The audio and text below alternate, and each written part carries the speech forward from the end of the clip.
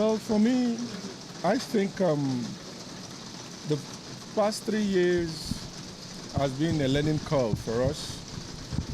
But the good news is that as the years roll by, we've been able to take the struggle a notch higher. We are glad that the youth of this nation from across the 36 states of the Federation and the 6 geopolitical zones are beginning to realize that it's time for them to take ownership of the fight against drug abuse. Initially, they stayed away from the struggle, believing in error that it was a matter that is resident within the purview of the government alone.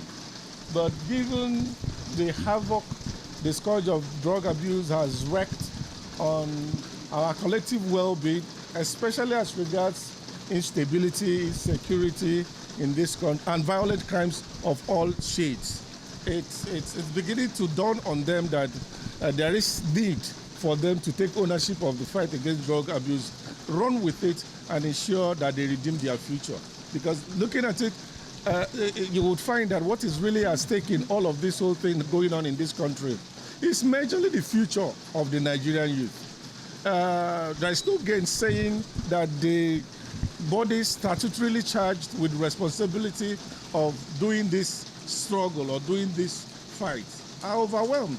NDLEA is overwhelmed, NAFDAC is overwhelmed, even security agencies are also overwhelmed. So we are glad that at this point there is a new consciousness, there is a new understanding among the youth of this country that this thing is about us. We don't have to stand idly by and watch this thing ravage us completely. And that there is need for us to actually embark on a rescue mission in our enlightened self and corporate interest. Beyond conferences and workshops like this, what other measures has Serrani put in place to help to fight against? Oh, we go from one secondary school to another. We go from one tertiary institution to another.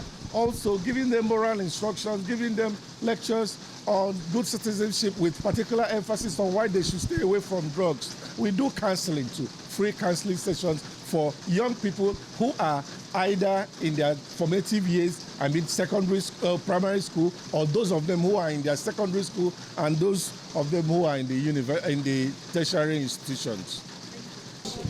Are preoccupied with farming activities, and therefore drugs that have no basis in their destiny. I say not that nobody, but I say the miscreants that are engaged in drug addiction are few, because they have enough things to do, because people are becoming millionaires in agricultural production and productivity. That's what I say. Exactly. Empty barrels make the...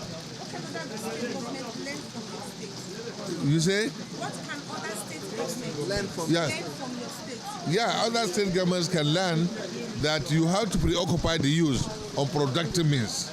And if you allow them to gallivant about without having serious commitment, because it's not employment, because government cannot give employment to everybody.